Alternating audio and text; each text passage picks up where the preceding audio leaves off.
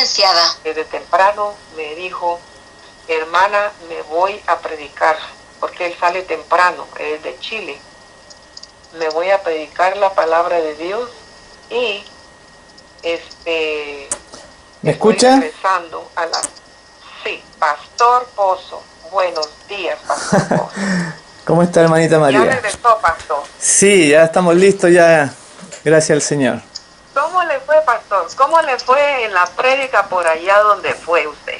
Muy bien, muy contento. Predicamos, regalamos DVD, regalamos volantes para invitar personas para la iglesia, porque ese es nuestro propósito. Le impartimos profecías y muchas personas van a venir a la tarde, a las 5. O sea, termino yo acá con ustedes y ya después a las 5 ya de nuevo en la reunión.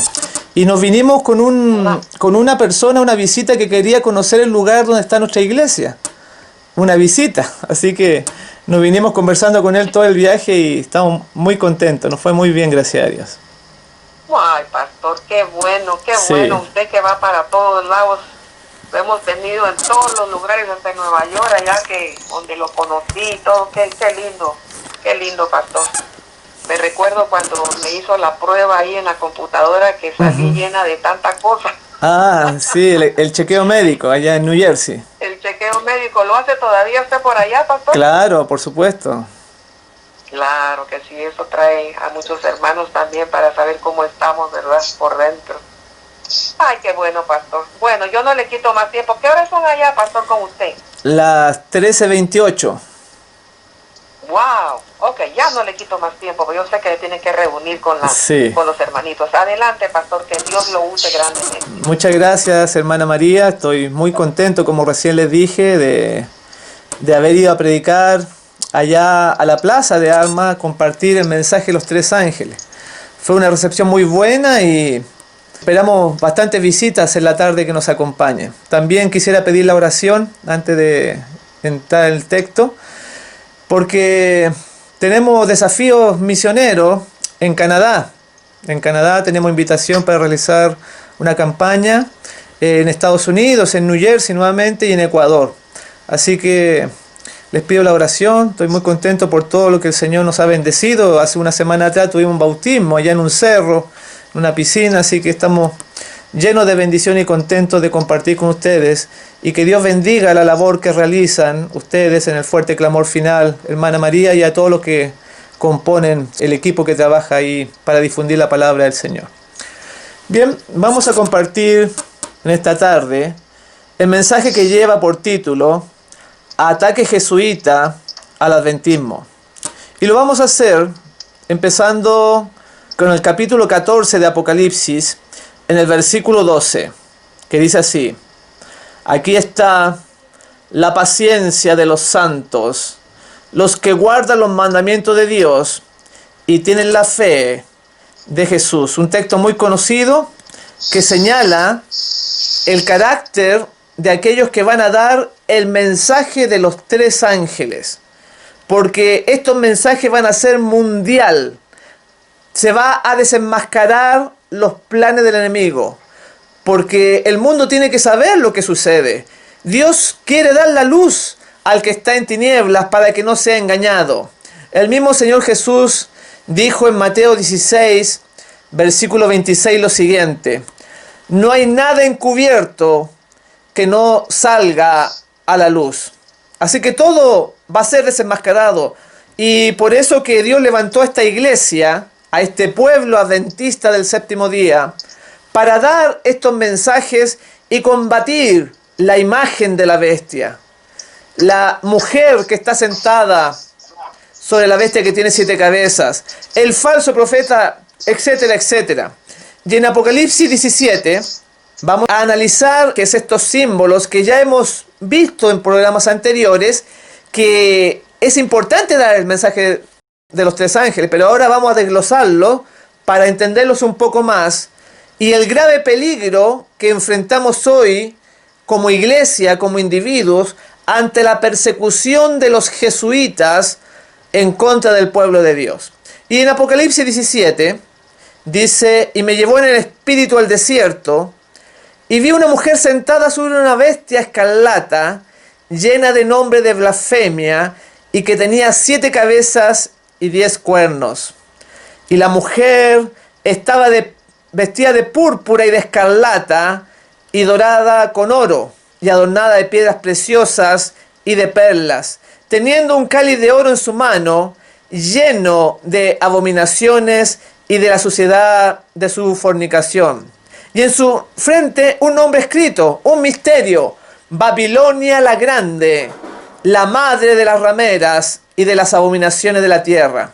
Y vi a la mujer embriagada de la sangre de los santos y de la sangre de los mártires de Jesús. Y cuando la vi, quedé maravillado con gran asombro. Así que nos habla la Escritura de Babilonia, que es la raíz, es la madre de las fornicaciones y de las abominaciones que se realizan en la tierra, que le ha dado a beber al mundo un cáliz adulterado de abominaciones.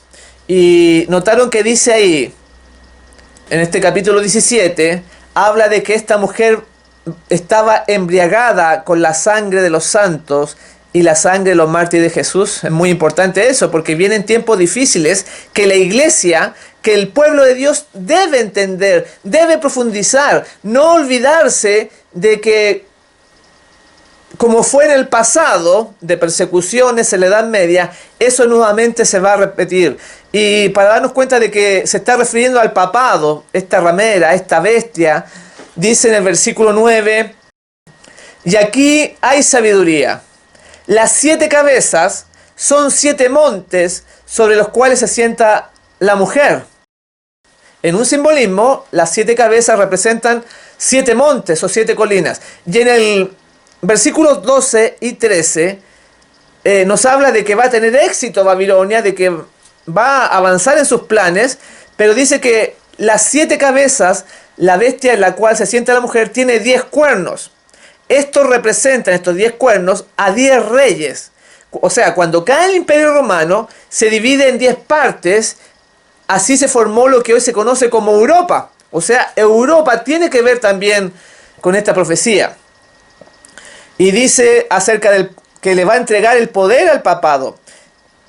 Y los 10 cuernos que has visto son 10 reyes que aún no han recibido reino, pero por una hora recibirán autoridad como reyes juntamente con la bestia. Estos tienen un mismo propósito y entregarán su poder y su autoridad a la bestia. O sea, va a llegar un momento, y está llegando ya, que se va a instaurar un nuevo gobierno mundial para completar los propósitos y reinar sobre los países de la tierra, sobre los países de este planeta. En el versículo 18 dice, y la mujer que has visto es la gran ciudad que reina sobre los reyes de la tierra. O sea, la mujer representa una ciudad, y recién dijimos que las 7 cabezas representaban 7 montes, 7 colinas. Está identificando a la ciudad de Roma, al catolicismo, al papado, cuya ciudad, Roma, efectivamente, está sobre 7 montes, sobre 7 colinas. Y también nos da algunas características en Apocalipsis 13, hablando de este poder, dice, y la bestia que vi era semejante a un leopardo, y sus pies como de oso, y su boca como boca de león, y el dragón le dio su poder y su trono y grande autoridad. Aquí nuevamente nos señala que va a tener el poder del dragón, y va a tener una inmensa autoridad porque va a dominar Estados Unidos, va a dominar Europa. Se va a hacer una ley dominical que va a abarcar a todo el mundo para instaurar un decreto de muerte y raernos de la faz de la tierra. Así que esto es de gran importancia, mi hermano. Esto es muy necesario compartirlo. Bueno, la escritura señala que esta bestia que recién mencioné, que era semejante a un leopardo, un oso y un león, esto se debe a que el papado heredó, o es una mezcla de las enseñanzas de los antiguos imperios. O sea, el leopardo representa a los griegos, el oso a los medo-persas y el león al antiguo imperio de Babilonia. También encontramos el detalle que dice el dragón le dio el poder y su autoridad, grande autoridad, porque en realidad el instigador de todo es el dragón, o sea, el gran archienemigo que tiene Jesús. En el versículo 11 de este mismo capítulo señala a otra bestia. Después, dice la escritura, vi otra bestia que subía de la tierra y tenía 2 cuernos semejantes a los de un cordero, pero hablaba como dragón. Este poder se refiere a los Estados Unidos, que nace como un cordero, o sea, algo bueno. Cuando este país nació, tenía ideales de igualdad y libertad. Pero ahora vemos cómo tristemente realiza guerras, golpes de Estado, autoatentados, etc. En el transcurso de los años fue cambiando y ahora habla como dragón, o sea, como el diablo. Y en el versículo 15 dice, y se le permitió infundir aliento a la imagen de la bestia, para que la imagen hablase e hiciese matar a todo el que no la adorase. Este nuevo poder que entra en escena, la imagen de la bestia, se refiere a un sistema que es similar al papado, porque se le parece, es semejante, o sea, podríamos decir que es una copia. Para entender esto debemos ver cómo trabajaba la bestia en la Edad Media. Esta daba las órdenes, pero era el poder civil el que ejecutaba sus designios. Los sacerdotes llevaban a los herejes a los tribunales y estos los mataban, o sea, el poder civil. La imagen seguirá el mismo procedimiento que la bestia, o sea, el papado, que realizó esto en la Edad Media. Esta imagen representa, escuche bien, representa a las iglesias que se unen para ir en contra de la palabra de Dios. Porque no hay peor arma que el celo religioso. Te lo podemos ver en los antiguos judíos, encontramos un ejemplo de ello. Por un lado profesaban amar a Dios, pero mataron a Jesús. Y le pidieron al poder civil, en este caso los romanos, que ejecutaran la sentencia. En resumen, esta imagen también va a matar a los que no adoren al papado. Este movimiento hoy se perfila con el nombre de ecumenismo. Después de esta introducción que estoy haciendo, tenemos una visión más clara de los acontecimientos que vamos a comentar. Porque este ecumenismo ha avanzado a pasos agigantados a través de las décadas, uniendo distintas confesiones religiosas, incluyendo a la Corporación Adventista del Séptimo Día, de la cual también vamos a mencionar cómo hay un plan de infiltración para llevarla a los pies del papado, a los pies de Roma. En el versículo 16 y versículo 18 dice, hablando de lo que viene, y hacía que a todos, pequeños y grandes, ricos y pobres, libres y esclavos, se les pusiese una marca en la mano derecha o en la frente, y que ninguno pudiese comprar ni vender, sino el que tuviese la marca, o el nombre de la bestia, o el número de su nombre. Aquí hay sabiduría. El que tiene entendimiento cuente el número de la bestia, pues es número de hombre, y su número es 666. En este versículo tan importante nos habla de este gobierno mundial. Nos habla de este poder, de la autoridad que se le da a la bestia de parte del dragón. Porque decía, y hacía que todos, pequeños, grandes, ricos, pobres, libres y esclavos, todo el mundo va a ser entrampado según la profecía. Y nosotros conocemos de que este número, el 666, que se da de distintas formas y que se aplica al papado, ustedes saben que en la tiara de los pontífices romanos aparece el título Vicario Filii Dei, que sumando las letras en latín le da 666. La otra vez, estando en Perú, en Tacna específicamente, repartiendo materiales, repartiendo volantes, nos confronta la Corporación Adventista y nos dice que no repartamos más estos volantes que hablan del mensaje de los 3 ángeles, de la bestia, el papado y todo lo que estoy explicando. Pero hay algo que me sorprendió de un pastor que me abordó para detenerme y no entregar estos volantes, que me dijo lo siguiente: lo que tú estás repartiendo es una herejía. Y yo le dije, ¿y cuál es esa herejía? Bueno, acá dice que el nombre del anticristo, el 666, es Vicario Filidei. Y eso nosotros ya no lo creemos como adventistas del séptimo día. ¿Cómo puede ser posible que ya se haya cambiado también el enfoque de este versículo, el versículo 18 de Apocalipsis 13, señalando al papado?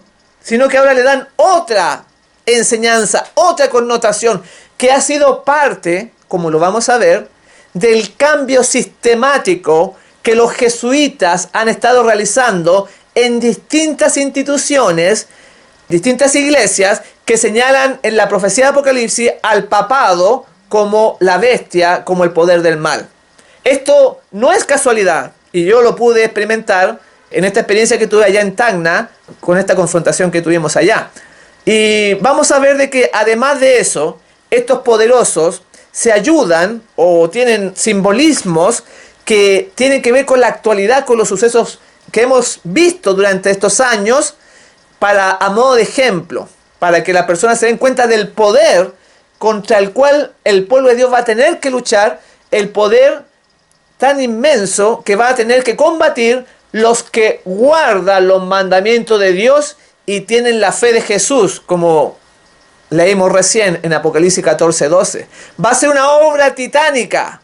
Y ellos, o sea, los 144.000 que guardan los mandamientos de Dios y tienen el testimonio de Jesucristo y la fe de Jesús, son los que anuncian plenamente el mensaje de los tres ángeles, denuncian al papado, denuncian a la bestia y proclaman la caída de Babilonia. Va a ser tremendo. Por eso que vamos a ver algunos sucesos que están ocurriendo hoy para darnos cuenta de la preparación que debemos hacer y de la seriedad en la cual debemos tener la palabra del Señor. Y para ver un poquito cómo trabajan estas fuerzas del enemigo, porque la Biblia dice, no ignoramos sus maquinaciones. Y recién en el texto de Mateo decía que Jesús que todo va a salir a la luz, no va a haber nada que quede oculto. Y para explicar un poco, y sea de provecho y crecimiento espiritual para los oyentes, vamos a ver la genealogía en Génesis capítulo 5. Ahí muchas veces se pregunta, ¿qué tiene importante la genealogía? ¿Por qué Dios las puso en la Biblia? Bueno, usted se va a dar cuenta hoy día un poquito más acerca de eso. ¿Qué es lo que es la genealogía? Es la historia de la humanidad según la Biblia. Por ejemplo, ahí sale en Génesis 5:3 que el primer hombre fue Adán. Y Adán tuvo un hijo que se llama Set. Y el segundo, desde Adán, según la Biblia, es Set. Después, el tercero es Enos, Génesis 5:6. El cuarto es Cainán, el 5 Mahalaleel, el 6 Yared, el 7 Enoc. Por eso que en Judas 14 dice que era el séptimo de Adán, Enoc. El octavo, dice en Génesis 5, fue Matusalén, el 9 fue Lamec, el 10 fue Noé, en Génesis 5:30. Pero dice que a Noé le nació un hijo llamado Cam, que era el número 11. ¿Qué importancia tiene Cam? Bueno, de Cam descienden lo que se conoce como los cananeos. Los cananeos siempre han sido aquellos que le hacen la guerra al pueblo de Dios. Por eso que ellos escogen el 11, no es casualidad. Tenemos nosotros que esta genealogía nos muestra algunos acontecimientos de lo que ellos manejan. Podemos ver que el uso del número 11 es abundante en distintos acontecimientos mundiales, como por ejemplo las Torres Gemelas, que fueron dadas el 11 de septiembre, no es casualidad. El terremoto de Japón, el 11 de marzo del año 2011, que hay mucha evidencia que fueron armas que se utilizaron contra Japón desde los Estados Unidos para provocar terremotos. Algunos golpes militares como el de Chile, que fue el 11 de septiembre también. Y aquí viene una cosa muy interesante, como el anuncio del nuevo orden mundial por George Bush padre. También fue dado un día 11. O encontramos también el falso viaje a la luna, que cada día hay más evidencia de que el hombre no llegó a la luna, y la máquina que se usó, la máquina espacial, fue el Apolo 11. No lo voy a explicar, porque estoy solamente dando pincelada de que hay fuerzas del mal que están trabajando desde hace décadas, desde hace siglos, y que en el tiempo del fin, los que proclamen el mensaje de los tres ángeles van a encontrarse contra un Goliat, como David se encontró con Goliat, con una lucha que parece totalmente dispareja, desventajosa para el pueblo de Dios representado por David. Y vamos a seguir con la genealogía. Continúa ella, de la línea de Can tenemos que o sea, Can, engendró a Cus. Cus es el número 12. Y Cus engendró a Nimrod, que es el número 13. Génesis 10, versículo 8. O sea, es realmente alucinante lo presentado por la escritura en la genealogía. El número 13 representa a Nimrod. Aquí se entiende por qué el nuevo orden mundial y el anticristo usan el número 13. Se debe a que Nimrod fue el fundador de la Torre de Babel, que representa, ¿no es cierto?, todo este sistema del anticristo, el primer imperio mundial en la historia. Y la primera gran rebelión, podríamos decir, que se dio en esta torre que quería llegar hasta el cielo, y ellos querían hacerse de un nombre, como el orgullo los llevó a eso. Y en Génesis 10:8 dice Nimrod, y Cus engendró a Nimrod, quien llegó a ser el primer poderoso de la tierra. Aquí aparece el primer poderoso en la historia, en el versículo 10, y fue el comienzo de su reino Babel. Estos son los orígenes de Babilonia, por eso que estoy mostrando esto, porque la mujer tenía un nombre escrito, Babilonia, la madre de las rameras. Y así estamos entendiendo cómo es el papado, está mezclado con todo esto. Los sucesos de la Torre de Babel, así como el Señor Dios utiliza símbolos para dar mensaje a la humanidad, también el enemigo usa símbolos y números para mostrar que tiene poder, que tiene fuerza. También encontramos este otro dato que se produjo en la guerra en el Golfo. Si acaso ustedes se acuerdan, tiempo atrás, esto es cuando Irak invade Kuwait con Saddam Hussein. Se da otro paso importante para implementar un nuevo sistema de cosas. O sea, el entonces presidente George Bush, padre, acuñaba por primera vez en forma pública, mundial, la frase de que los Estados Unidos eran los únicos que podrían implantar en el mundo un nuevo orden mundial. Voy a presentar cómo en el Senado de los Estados Unidos esta proclamación fue hecha. ¿Sabe qué día fue hecha? El 11 de septiembre del año 1991. Lo mismo que las Torres Gemelas el 11, que recién mostré, que el terremoto de Japón, todo lo que el Apolo 11. Ahora el nuevo orden mundial es dado el 11 de septiembre. No es una casualidad. Porque las fuerzas del mal que trabajan están durante décadas, centurias y milenios con los poderosos de la tierra para preparar al mundo para el gran día que se aproxima de dominio completo, en el cual tú y yo, mi hermano, lo veremos. Nosotros somos la última generación. Y aquí usted va a entender por qué los sucesos que se están dando en nuestro tiempo. Por ejemplo, en nuestros días, en el año 2013, ocurre un evento inesperado. El Papa Benedicto XVI presenta su renuncia al pontificado. Esto fue una noticia mundial, porque una renuncia del Papa estremeció todas las cadenas de radio, televisión. ¿Y en qué día presentó su renuncia? Lo hizo el día 11 de febrero del año 2013. O sea, otra vez aparece el 11, misteriosamente, ¿no? Además, ese mismo día que renuncia, cayó un rayo en el Vaticano. Increíble, en la cúpula le pega directamente en la punta de la Capilla Sixtina y quedó filmado esto. Fue noticia en la prensa escrita y en los noticiarios de televisión. Pero, ¿qué quiere decir esto? ¿Qué querrá decir la caída de un rayo en la cúpula del Vaticano? Y más extraño aún, el mismo día que el Papa Benedicto XVI renuncia al cargo pontificio. Bueno, en las Sagradas Escrituras encontramos la respuesta del significado del rayo. El Señor Jesús dijo en el Evangelio de Lucas, en el capítulo 10, versículo 18, yo veía a Satanás caer del cielo como un rayo. sea, la caída de este rayo se relaciona con el enemigo, el ángel caído. Quiere decir que desde ese momento el enemigo de Dios toma el control completo del Vaticano. Qué coincidencia que después de la salida de Benedicto XVI, por primera vez en la historia del papado, llega un jesuita a tomar el control de la Iglesia Católica. Hace su entrada a escena el Papa Francisco I. ¿Y en qué día fue elegido Papa? Afírmense por favor, porque fue elegido el 13 de marzo del año 2013.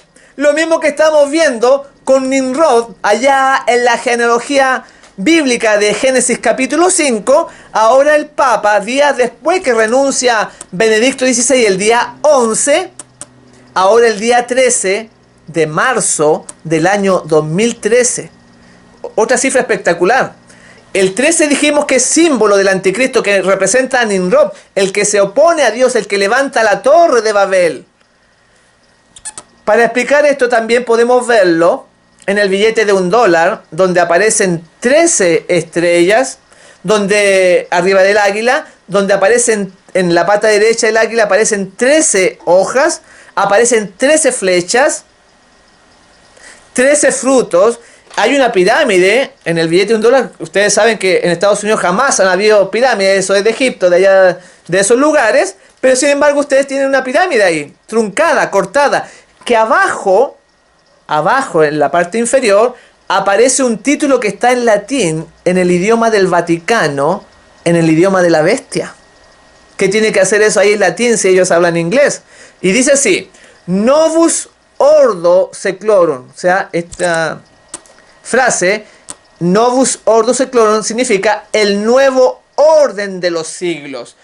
Esto ya viene con muchos años de atrás, ¿no? Viene con muchos siglos, que esto viene avanzando hasta llegar el día de hoy, porque en realidad, como dice Apocalipsis 16:14, son espíritus de demonios que hacen señales y van, dice la Escritura, a los reyes de la tierra en todo el mundo para reunirlos a la batalla de aquel gran día del Dios Todopoderoso. Estos espíritus que van a los presidentes, van a los poderosos, relacionándose con los gobiernos, viene desde hace mucho tiempo, hermano. Por eso no es extraño que en el billete de $1 americano muestre en su reverso este Novus Ordo Seclorum, el nuevo orden de los siglos. Tenemos muchas cosas que ir hilando, porque todo va a ser desenmascarado y vamos a ver el poder grande que tiene el enemigo y la preparación grande también que se debe hacer en nuestro carácter, en nuestro corazón, en la humildad, en la sencillez, para ser representantes de Jesús ante el mal que quiere apoderarse de todo este planeta, para que Jesús no vuelva y no encuentre fe. Y nuestra misión es preparar el camino del Señor en todas las áreas, en la salud, en lo espiritual, en el hogar, en el trabajo, en todo ámbito de la vida. Debemos ser como el Maestro. Y ahí, arribita de este título, abajo de la pirámide, en números romanos aparece el año 1776. Aunque en principio se piensa que se incluyó por ser el año en que los Estados Unidos ganó su independencia, ¿cierto? Todo el mundo piensa eso. Pero la verdad es que tiene más significado del que se le atribuye, porque en el año 1776 fue cuando los Illuminatis fundaron su organización secreta. La fecha exacta fue el 1 de mayo del año 1776. En un libro, el escritor Ralph Epperson, en su libro La mano invisible, relata que el 1 de mayo de 1776 se fundaron los Illuminatis por Adam Weishaupt, sacerdote jesuita y profesor en la Universidad de Bavaria. Vean cómo están metidos los jesuitas, esta orden que es parte de la Iglesia Católica y que son los defensores del papado. Esta parte donde este profesor inicia esta sociedad secreta es actualmente parte de Alemania, en Bavaria. Esta fecha, el 1 de mayo, es celebrada como el Día del Trabajo, pero tiene otras connotaciones más oscuras. El 1 de mayo fue beatificado además el Papa Juan Pablo II. Qué casualidad que fue justo el día del aniversario de los Illuminati. Desde el día de su muerte del Papa Juan Pablo II, que fue en el año 2005, hasta su beatificación el 1 de mayo del año 2011, hay 6 años. El número 6 también tiene que ver en todo esto, pero no lo vamos a explicar. La vida de este famoso Papa está llena de simbología. Sufre el atentado en contra de su vida el día 13. Miren que cómo aparece nuevamente el día 13. Bueno, fue específicamente el día 13 de mayo de 1981 en la Plaza San Pedro. Asume a los 58 años y es un papa especial porque el nombre de Juan Pablo II, como ustedes saben, en alguna oportunidad se ha enseñado que da 666, igual que el vicario Filidei que mencioné recién, que da 666. Es muy interesante todo lo que estamos viendo. Tenemos otro dato impactante. El supuesto autor, escuche bien, el supuesto autor del atentado a las Torres Gemelas, que se dice que fue Osama Bin Laden, aunque fue un autoatentado, y su muerte de Bin Laden por parte de soldados americanos se produjo, adivinen la fecha, se produjo el 1 de mayo del año 2011.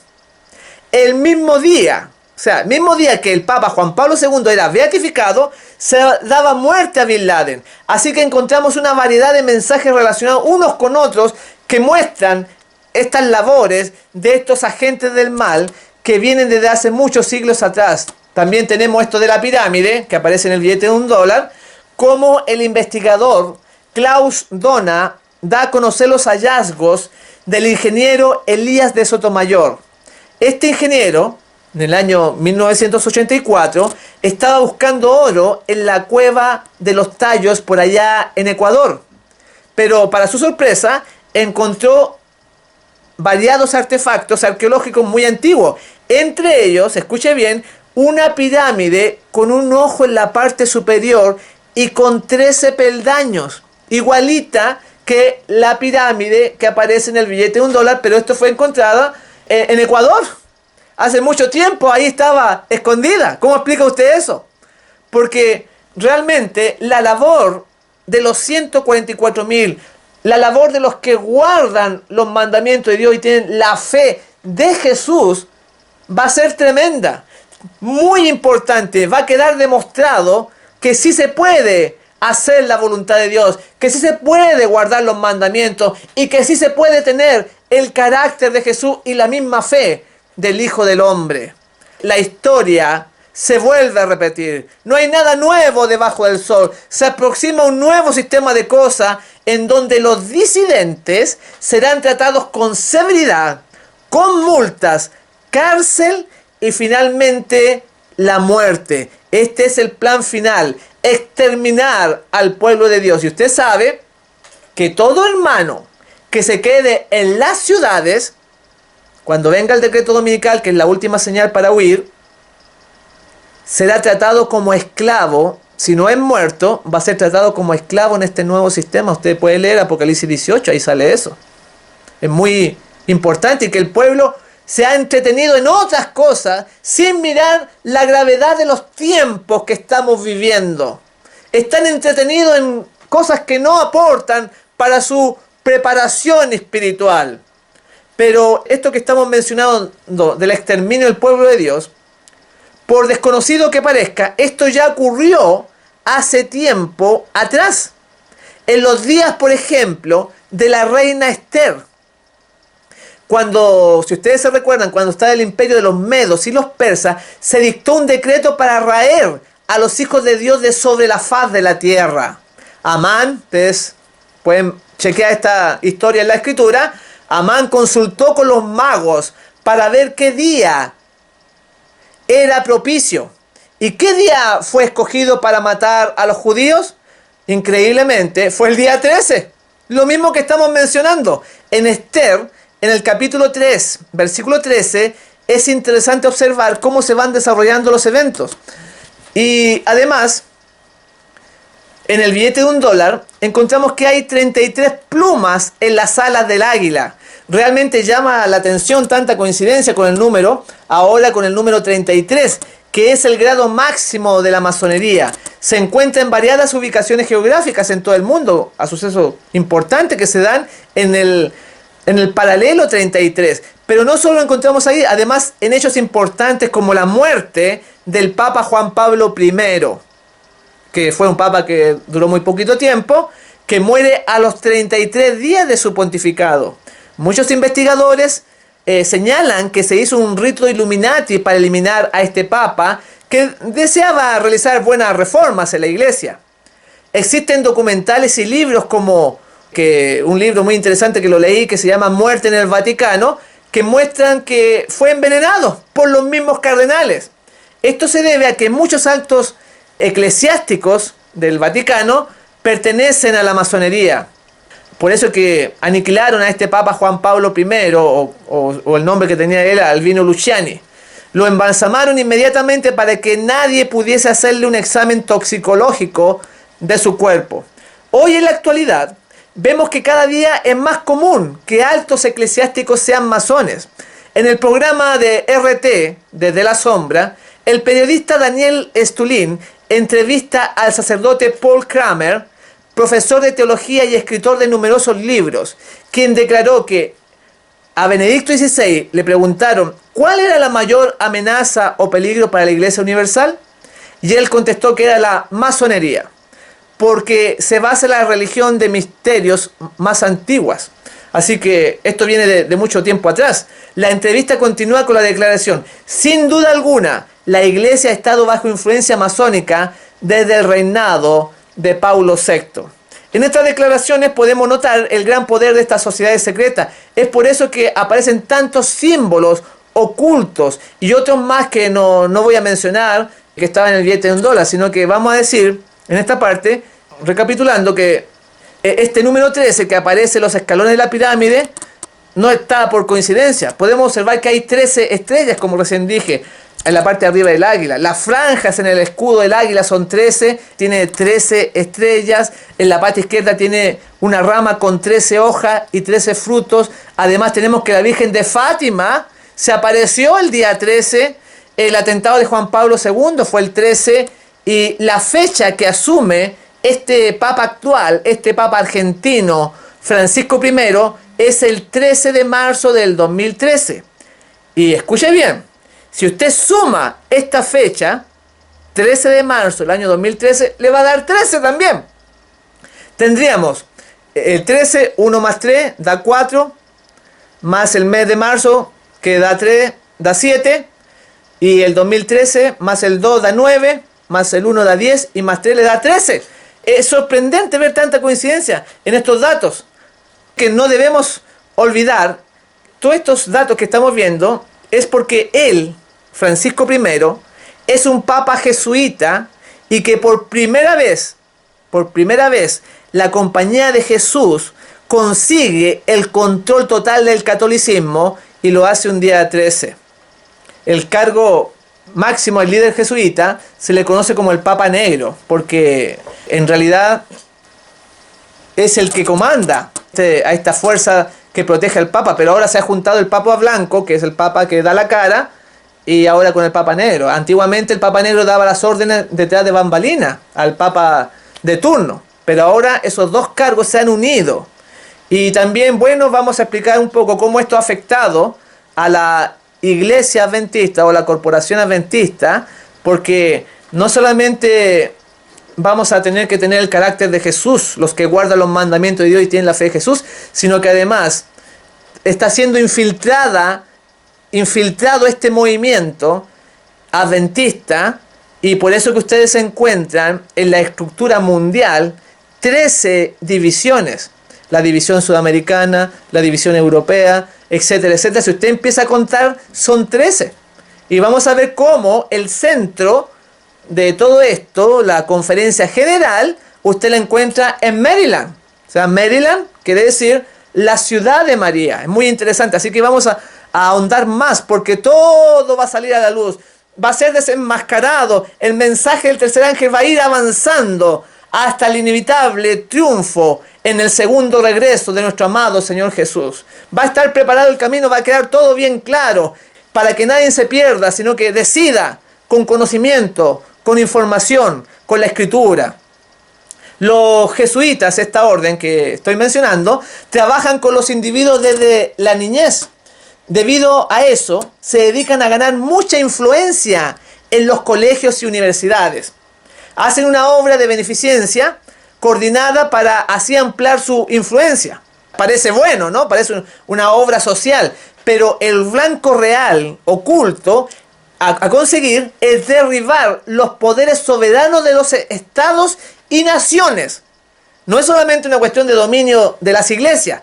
Ellos quieren realmente dominar los estados y las naciones y ponerlos al servicio del pontífice romano, como dice la profecía, que le van a ser entregado el poder y va a tener gran autoridad la bestia, que leímos al principio en Apocalipsis 13 y también en Apocalipsis 17, de esta gran ramera que reina sobre las naciones del planeta.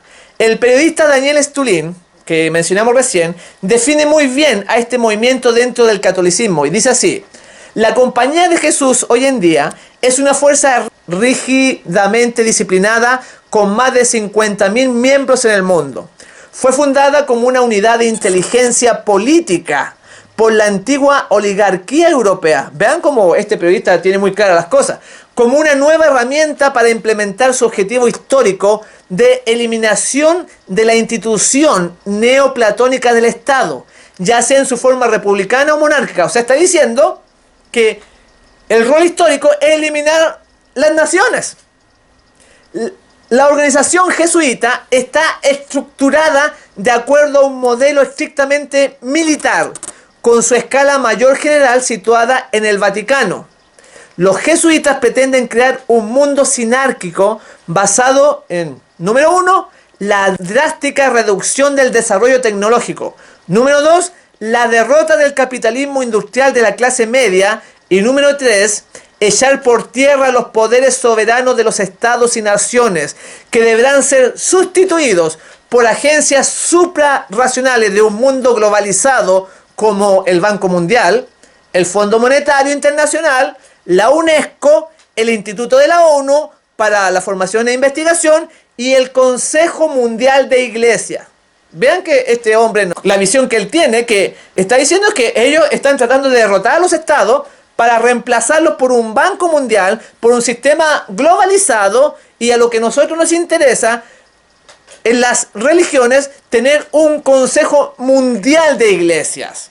¡Qué increíble que se mencione esto acá! También se le conoce a este Consejo Mundial de Iglesias como ecumenismo. O sea, el propósito de los jesuitas es llevar a las iglesias a que se unan a los pies de Roma, como recién dijimos. Ellos tienen un elaborado plan de infiltrar en las iglesias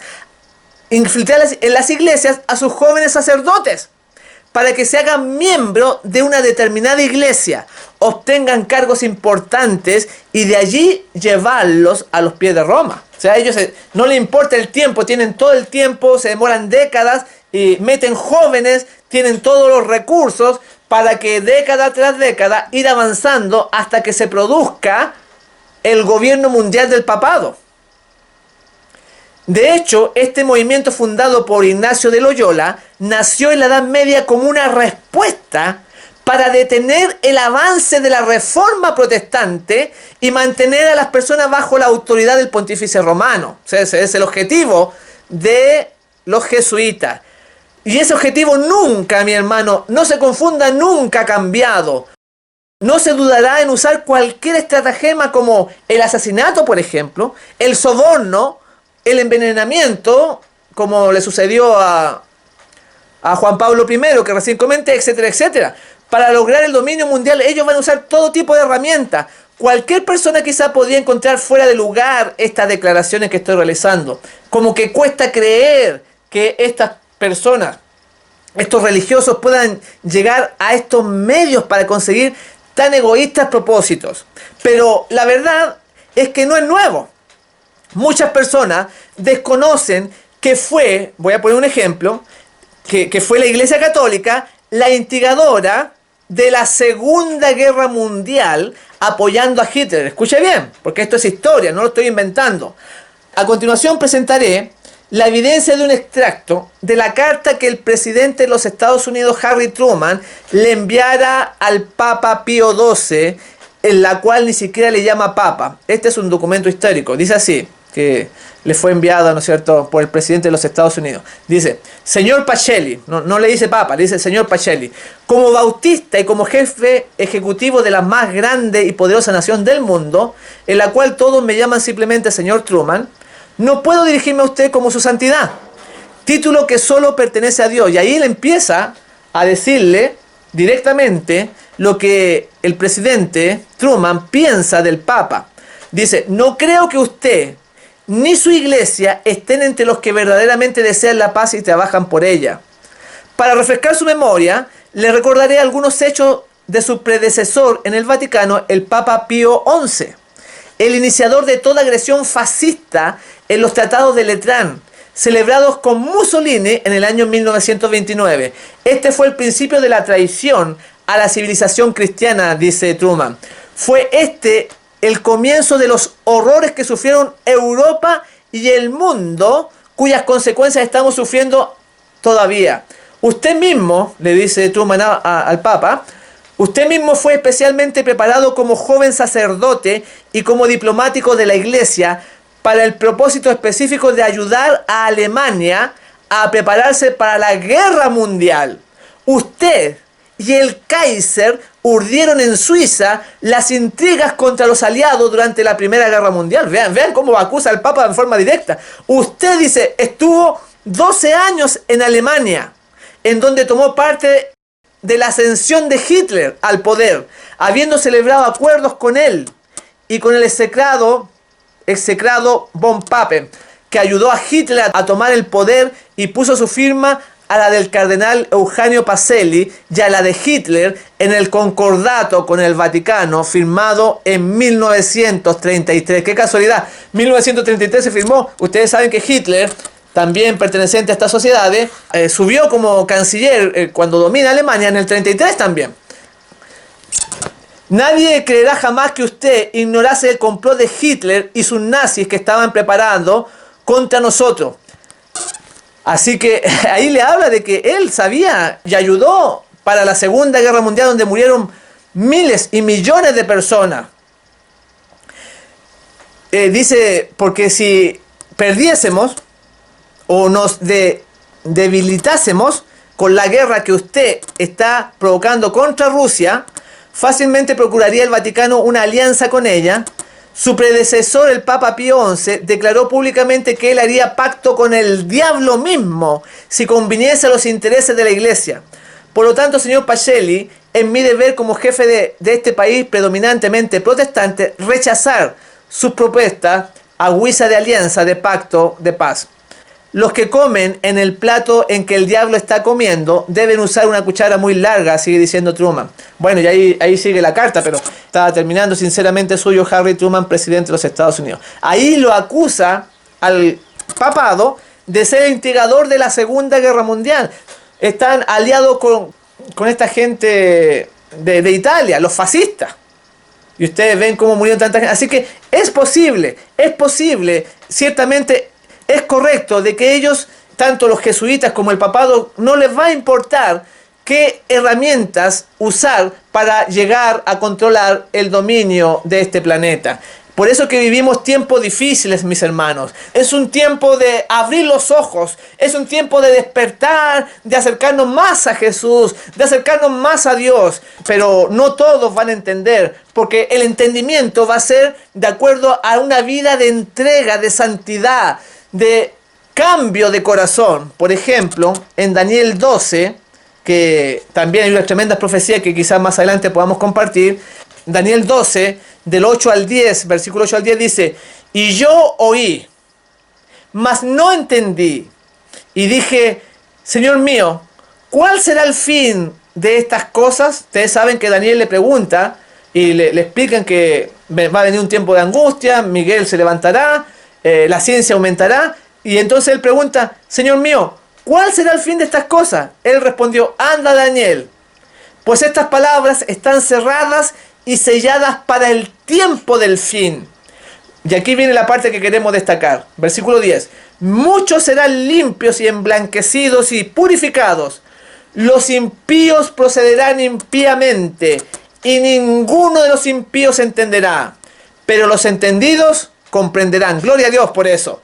Porque acá dice que aquellas personas que se están preparando, que se están alejando del mal, dice que ellos van a entender. Pero los impíos, aquellos que no se limpian, que no se preparan, que no son emblanquecidos ni purificados, dice, ninguno de los impíos entenderá. Porque esto, mi hermano, de la palabra de Dios, las profecías, los eventos, el carácter de Jesús, la Biblia, se entiende en forma espiritual. Y para entenderla, usted debe ser espiritual. Mientras más cerca de Dios, más va a entender las cosas. Se le va a caer la venda y va a poder ver y entonces darse cuenta de los tiempos peligrosos en que estamos viviendo y cómo Dios te llama a ti, me llama a mí, para ser soldado de Jesucristo, para preparar el camino al Señor en su segunda venida. En Lucas 21, del 25 al 27 dice, y habrá señales en el sol, o sea, van a haber distintas señales, van a haber señales en la luna y en las estrellas, y sobre la tierra angustia entre las naciones perplejas a causa del rugido del mar y de las olas. Vean que van a haber señales que nos van a avisar, gloria a Dios por eso, para despertarnos. Dice el versículo 26, desfalleciendo los hombres por el temor y la expectación de las cosas que vendrán sobre el mundo, porque las potencias de los cielos serán conmovidas, y entonces verán al Hijo del Hombre que viene en una nube con poder y gran gloria. ¡Qué maravilla! Está describiendo las escenas finales, pero dice que los hombres van a desfallecer por las cosas que sobrevendrán, por la expectación, y lo podemos ver hoy en día, señales por doquier, como en iglesias pentecostales, bautistas, se usa y se practica el hipnotismo para hacer caer a la gente. Vivimos en tiempos difíciles, muchos pastores ocupan un programa neurolingüístico, escuche bien, para programar a los feligreses en las predicaciones, en los sermones. ¿Cómo puede ser que un pastor, que también hay pastores adventistas que utilizan este programa? Porque vivimos tiempos finales, vivimos los tiempos difíciles. Cada día desaparece más y más el dinero en efectivo. Son otros cambios que se están produciendo en tu tiempo, mi hermano. Por ejemplo, en Suecia ya casi no hay dinero físico, ya los países nórdicos están implementando, ya va a desaparecer el dinero, va a ser todo electrónico y va a ser mayor el control de los poderosos sobre nosotros. Durante esta semana tuvimos otra noticia que llama a reflexionar al tiempo que estamos viviendo, porque en Colombia, en Bogotá, por primera vez se escoge a una alcaldesa LGBT. O sea, una alcaldesa que a los votantes en Bogotá, de la ciudad de Bogotá, la capital de Colombia, no le interesó que fuera lesbiana, que estuviera casada con otra mujer. O sea, LGBT significa, son las siglas designadas para lesbianas, gay, bisexuales y transgéneros. Así que este mundo está al revés, cada vez más alejado de Dios. A la gente no le interesa ya la moralidad, las cosas castas. También tenemos que en Illinois se hacían, durante esta semana, vimos que se hacían filas para comprar marihuana en forma legal. O sea, dicen que es para uso medicinal, pero se usa de forma recreativa para perder la noción de los sentidos. En 11 estados en Estados Unidos ya se ha legalizado y en otros varios países del mundo. ¿Y qué decir de lo que está pasando en Europa? En Venecia, por ejemplo, en la plaza de San Marcos, cómo se inunda por el agua, por las calores que estamos teniendo, por este calentamiento global, por el derretimiento de los hielos que va a traer distintas catástrofes sobre el mundo. En Holanda, en los Países Bajos, ciudades inundadas en Ámsterdam, Rotterdam, en La Haya. Incluso lo que la Biblia dice que no va a quedar isla que no se mueva, que va a ser afectada, por ejemplo, en Nueva York. Nueva York, ustedes saben que con este asunto del calentamiento global, lo más probable es que sea afectada por un huracán también. Ahí en la ciudad, yo estuve ahí y ahí conocí a la hermana María, cuando yo estaba dando una campaña en New Jersey y ella con su esposo me llevaron a predicar allá a Nueva York. Y allá conocí esa ciudad. Pero podrían ustedes ver que la historia de Nueva York ya han habido huracanes en el pasado. Por ejemplo, el 24 de septiembre del año 1893, en la noche, llegó un huracán de grado 2. Incluso hizo desaparecer una isla situada frente a la costa de Rockaway. Así se llama la isla, que era una isla pequeña de 1,5 kilómetros de longitud. O sea, esto es posible. Los eventos que vemos en Europa, los que vemos acá en Chile, una sequía de años, donde ya va a faltar el agua, y todo esto, mis hermanos, ya estaba profetizado en la Biblia, en los 5 libros de Moisés, Levítico, en el capítulo 26 específicamente, donde van a venir todas estas maldiciones por haber dejado el hombre la ley de Dios. Esto no va a ser así para siempre. Dios, las personas piensan que se ha ido, que no existe, que está durmiendo, pero no, el Señor va a hacer lo que está escrito en su palabra. En Bolivia, por ejemplo, desaparece el lago salado Po, así se llama, Po se llama, en el altiplano, cuya superficie era de 3.500 kilómetros cuadrados. Este lago ya desapareció. Este lago equivale a 2 veces la ciudad de Londres. Así de grande era este lago, se evaporó. También ustedes lo encontramos en Asia, donde desaparece el 4.º lago más grande del planeta, que se le conoce como el Mar de Aral, situado allá en Asia, cuya superficie es mucho más grande que este lago de Bolivia, porque tiene 68.000 kilómetros cuadrados, equivalente al país de Irlanda, y se evaporó, se fue el agua. Porque estamos viviendo los tiempos finales, mis hermanos. La Biblia nos habla de este calentamiento cuando dice allá en Levítico 26 que va a venir el calor. Son 7 castigos que van a venir sobre la humanidad. O sea, el primero va a ser el terror, que ya vino con las Torres Gemelas, la extenuación o debilitamiento del 2008, con este debilitamiento económico mundial, con el crash que se produjo allá en septiembre. Y desde el 2015 en adelante tenemos esta calentura que habla Levítico 26, donde habla de este calor. Y después señala, porque son 7, es el tercero, el calor, después viene el hambre y después vienen las persecuciones. Así que no lo voy a desglosar, pero todo esto tiene un asidero en la palabra de Dios. Los gobiernos en China, por ejemplo, según el gobierno en China, han desaparecido más de 28.000 ríos en China. Escuche bien, o sea, casi la mitad de los ríos que están registrados en China han desaparecido. La disminución de los acuíferos en el mundo es grave. Por ejemplo, en la India o Pakistán o el norte de África. Pero el acuífero que más ha sufrido el descenso de sus aguas es el acuífero árabe, cuyas aguas son utilizadas por más de 60 millones de personas. O sea, han desaparecido lagos, los acuíferos están disminuyendo. Ahora se prevé que va a desaparecer aquí en California el lago Cachuma, allá en los Estados Unidos, también va a desaparecer. Entonces, la profecía dice, va a venir terror, extenuación, calentura y hambre. O sea, después ya los 7 años que estamos viviendo de calentamiento, después se va a agregar lo que es el hambre, producto de este calentamiento global que estamos viviendo. Y por eso que vivimos en tiempos difíciles. En Daniel 12 nos habla de este tiempo, de esta época final, antes del regreso de Jesús, como recién lo mencioné.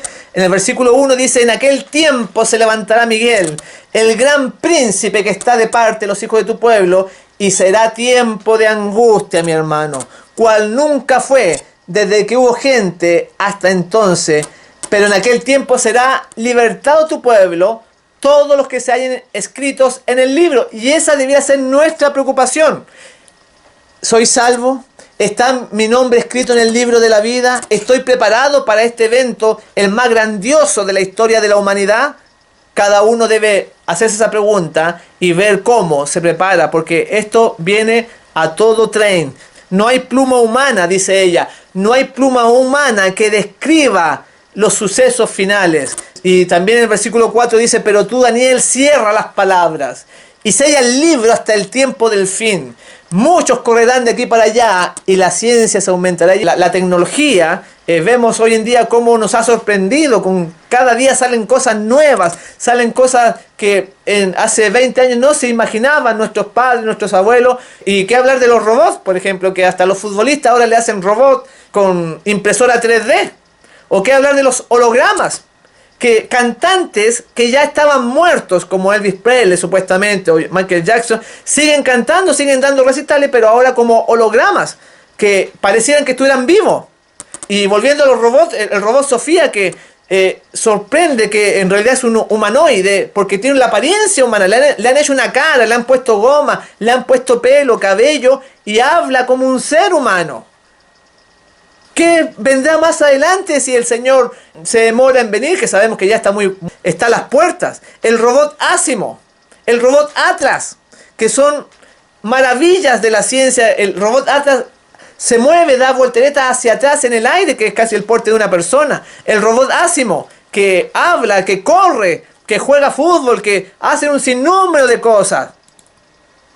Y lo más sorprendente es que ahora, en este asunto de la robótica, hay empresas que están poniéndole la cara a los robots de familiares que han muerto. Por ejemplo, el abuelito, la tía que se murió, y lo ponen en la mitad, le ponen del torso hacia arriba, lo ponen en la mesa y le meten en su disco duro los recuerdos entonces que tuvieron con sus familiares. Pero esa persona ya está muerta, pero le hacen un robot, y entonces entra la persona y como lo echa de menos al familiar, le habla y el robot le responde como que fue el abuelo o el tío muerto. ¿A dónde vamos a llegar?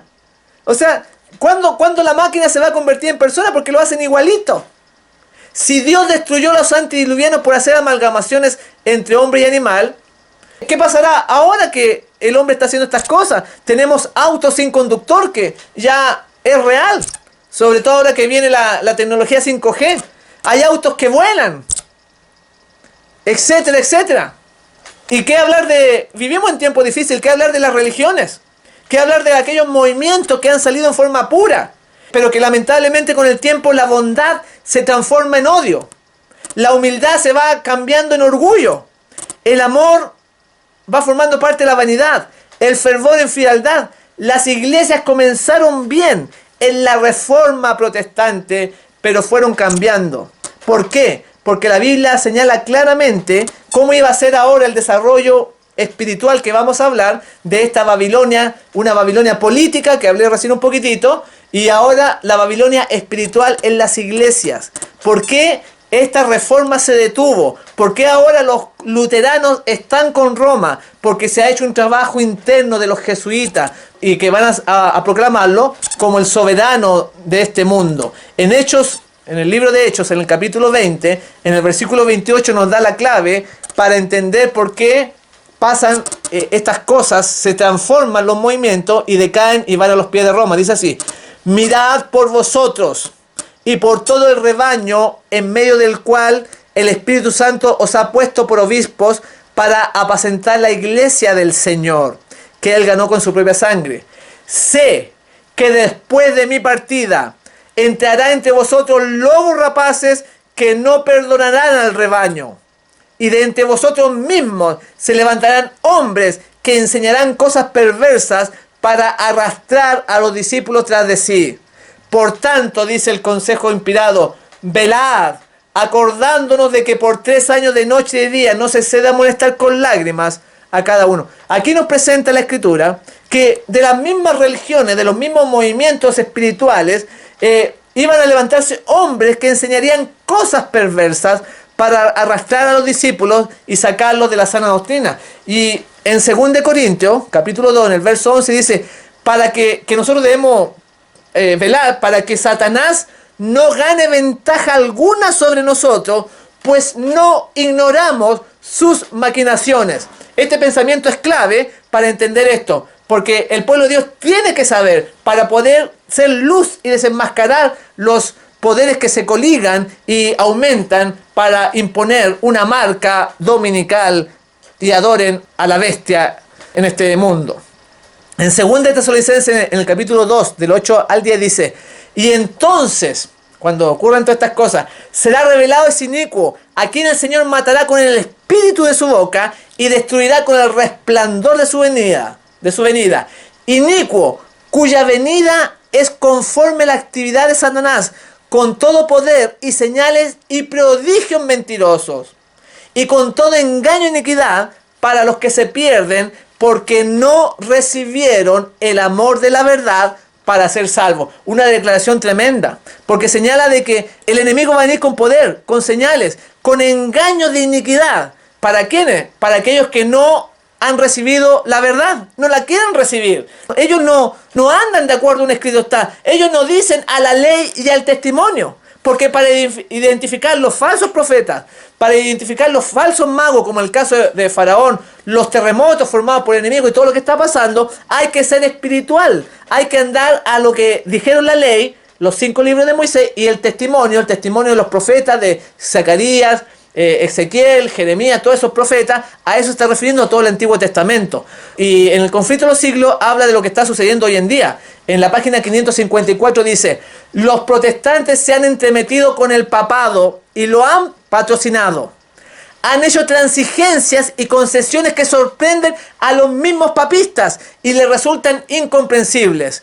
Los hombres cierran los ojos ante el verdadero carácter del romanismo, ante los peligros que hay que temer de su supremacía. Hay necesidad de despertar al pueblo para hacerle rechazar los avances de este enemigo peligroso de la libertad religiosa y civil.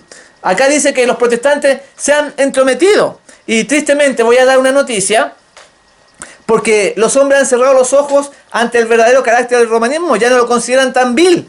Y hay una noticia que se ha dado durante muchos años y que he investigado, que es del pacto de no agresión que se ha hecho entre el catolicismo y la Iglesia Adventista del Séptimo Día. Esto es muy tremendo porque tiene que ver con la cita que hemos leído, que se han hecho concesiones, se han hecho transigencias con los papistas y que hasta ellos mismos se sorprenden. Este pacto de no agresión, de que la corporación adventista no diga más que la bestia es el romanismo, es el papado, lo tenemos acá, fue firmado allá en Polonia el 14 de febrero del año 2000. Y voy a mostrar esto como un ejemplo de que lo que antes era puro, de lo que antes era limpio, lo que antes era bueno, ha ido declinando con los años y con las décadas. En la página oficial de la Iglesia Adventista de Seventh Adventist Church, la oficial dice así: la Iglesia Adventista no puede ser tratada como una secta. Esto es lo que ellos mismos publican de lo que se firmó entre adventistas y católicos allá en Polonia. O sea, ellos no quieren ser tratados como secta. Dice así: la Iglesia Adventista del Séptimo Día no puede ser tratada como un nuevo movimiento religioso o como una nueva secta. Declara un comunicado conjunto elaborado por la Iglesia Católica Romana y la Iglesia Adventista. ¡Qué tremendo! Ahí esto es un documento oficial, no es algo inventado ni nada. Sigue diciendo: reconociendo la autonomía y la independencia de los demás, el documento fue emitido tras 15 años de diálogo dirigido a una mejor comprensión de las enseñanzas y prácticas de la Iglesia Católica y Adventista, así como a mejorar las relaciones sin comprometer la identidad de los demás. Aquí está mencionando de que esto les ha llevado años, 15 años. O sea, si fue firmado en el año 2000, las tratativas comenzaron en el año 1985. Imagínense, sin saberlo muchas veces en la feligresía.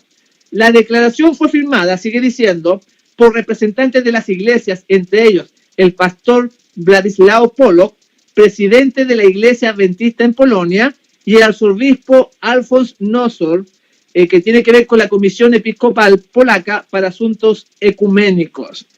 O sea, esto es un documento oficial de lo que pasó allá, de lo que firmó la Iglesia Adventista con la Iglesia Católica. Sigue diciendo: con pesar, reconocemos casos cuando los diferentes círculos religiosos y cívicos han negado el estatus eclesiástico de la Iglesia Adventista del Séptimo Día, incluso refiriéndose a ella como una secta. Tal enfoque es inaceptable y, según creemos, es muy perjudicial para relaciones mutuas. O sea, está diciendo que la iglesia adventista está diciendo que no tienen que llamar la secta, que le han negado el estatus eclesiástico y ellos quieren ser reconocidos, y a través de esta firma que han hecho con la Iglesia Católica, ellos ya dejan de ser secta. ¿Por qué? Porque se le considera secta cuando no tiene respeto por las otras iglesias, por las otras denominaciones. Entonces, como el mensaje del tercer ángel que es dado por aquellos que guardan los mandamientos de Dios y tienen la fe de Jesús, ellos dicen que se ofenden, porque dicen que el Papa es la bestia, dicen que el domingo se la marca la bestia, que es un falso día de reposo. Entonces, ellos dejan de dar ese mensaje para que puedan ser parte de la convivencia religiosa que tiene respeto y pueden ser afines para poder trabajar.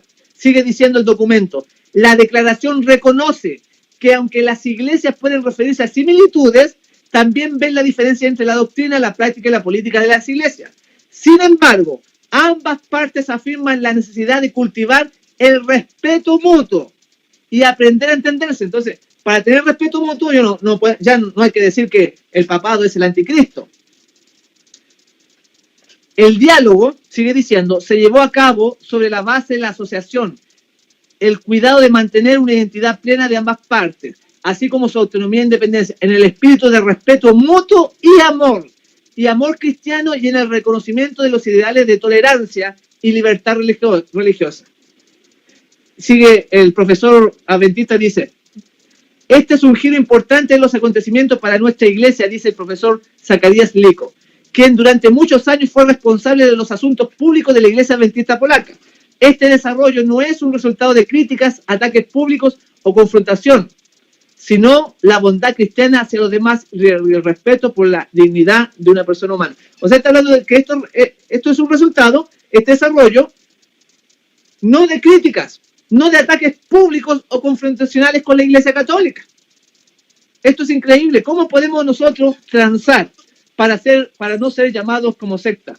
Así que, si usted busca lo que significa la palabra secta en el diccionario, mire la definición que tiene. Dice así: la secta, conjunto de seguidores de una religión o ideología considerada falsa y que puede llegar a ser peligrosa, puesto que conspira en pequeños grupos con objetivos no siempre claros ni positivos.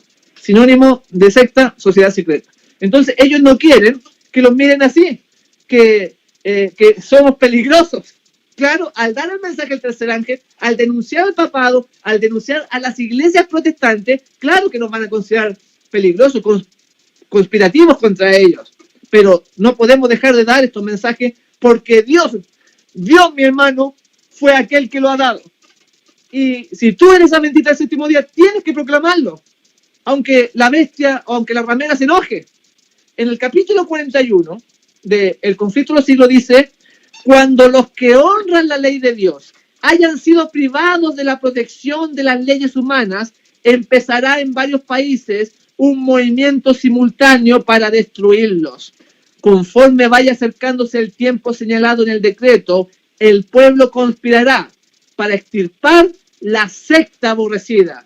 Se convendrá en dar una noche el golpe decisivo que reducirá completamente al silencio a la voz disidente y reprensora. Pero esas sectas no van a ser ellos.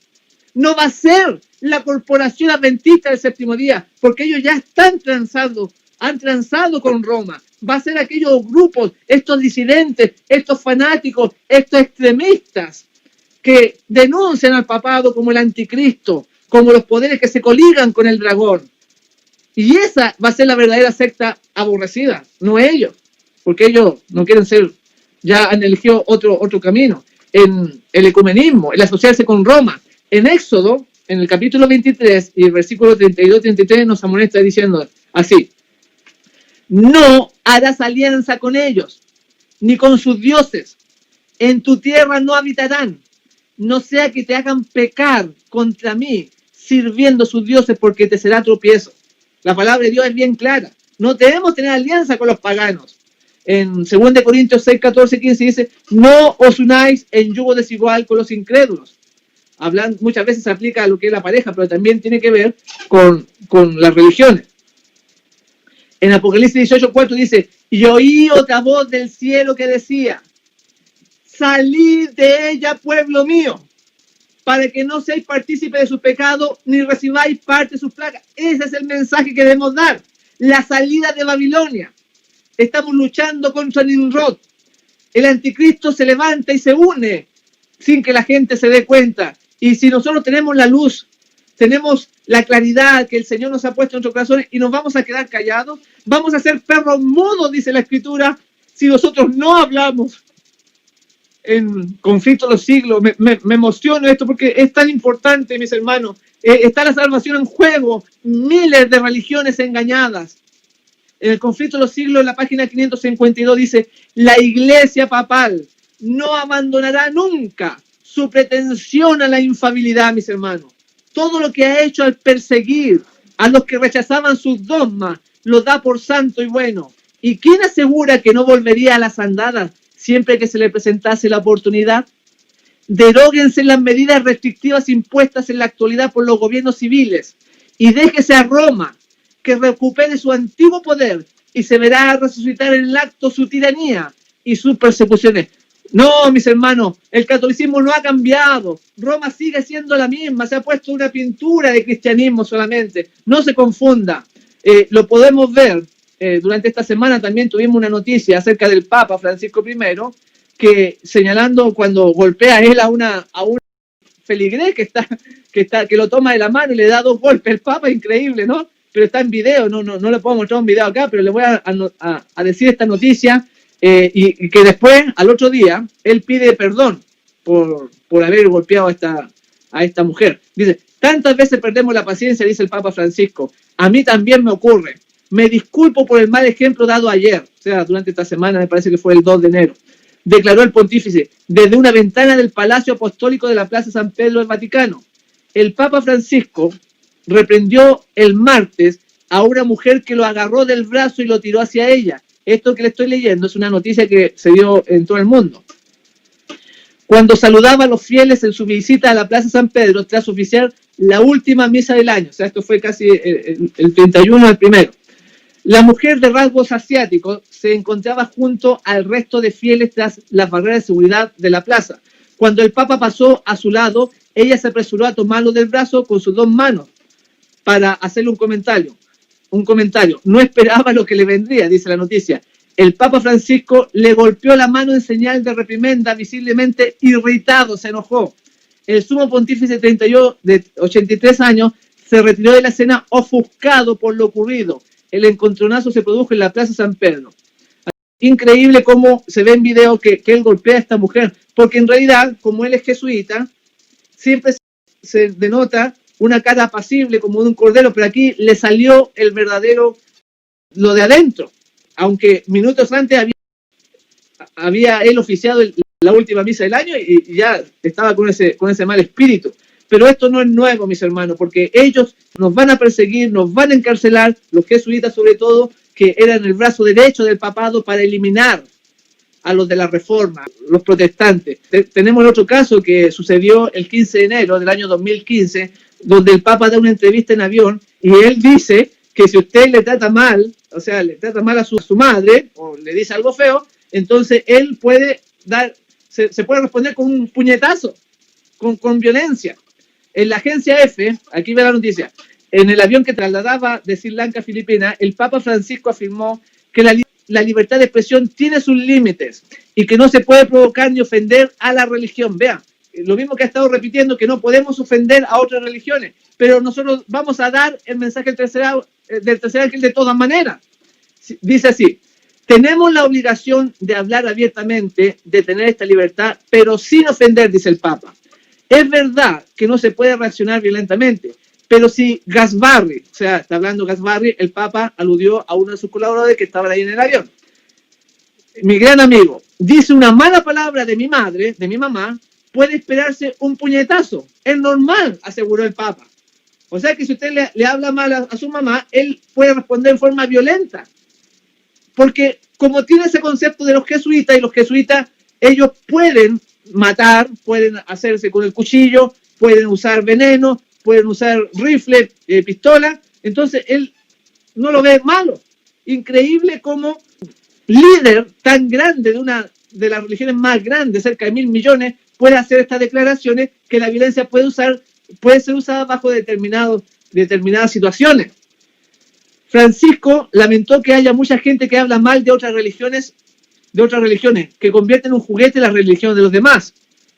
Cada religión tiene dignidad. Cualquier religión que respeta la vida y la persona, y no hay que burlarse.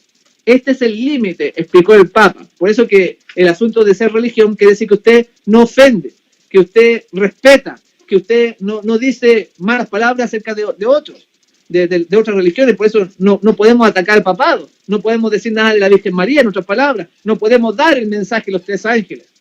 Y por eso que la mensajera del Señor, en el libro Spalding y Magan, habla acerca de esto, de que de nuestras mismas filas se van a levantar gente que ha sido adoctrinada con el catolicismo y que nos va a entregar a los católicos en las persecuciones. En la página 1 de Spalding y Magan dice: vi que la iglesia nominal, escuche bien, y los adventistas nominales, como Judas, nos traicionarían y entregarían a los católicos para obtener la influencia de ellos e ir en contra de la verdad. Qué candentes palabras está diciendo acá. Los santos, sigue diciendo, entonces serían un pueblo oscuro, poco conocido de los católicos. Aquí claramente nos habla de que la iglesia, Corporación Adventista, la nominal, y algunos adventistas nos van a entregar a los católicos. Y ellos se defienden diciendo de que cuando habla de iglesia nominal o adventista nominal se refiere a otra cosa. Pero fíjense ustedes que la cita habla de que los santos, esta iglesia verdadera, entonces será un pueblo oscuro poco conocido de los católicos. ¿Cómo puede ser la conferencia adventista poco conocida de los católicos si han firmado durante 15 años, han estado compartiendo para firmar un acuerdo de no agresión? En el año 1977, la iglesia adventista del séptimo día regala un medallón de oro al Papa Paulo VI. ¿Cómo van a ser desconocidos de Roma? En 1997, el director de libertad religiosa de la iglesia adventista del séptimo día le estrecha la mano al Papa Juan Pablo II. Por eso que dice que los santos, la verdad, los que van a ser perseguidos y denunciados por los mismos adventistas, van a ser estos disidentes, van a ser estos locos, estos extremistas, que un grupito de 10 se junta aquí, un grupito de 5 por allá, que habla en contra del papado. Por eso dice, los santos entonces serían un pueblo oscuro, poco conocido de los católicos. No se refiere a la conferencia general.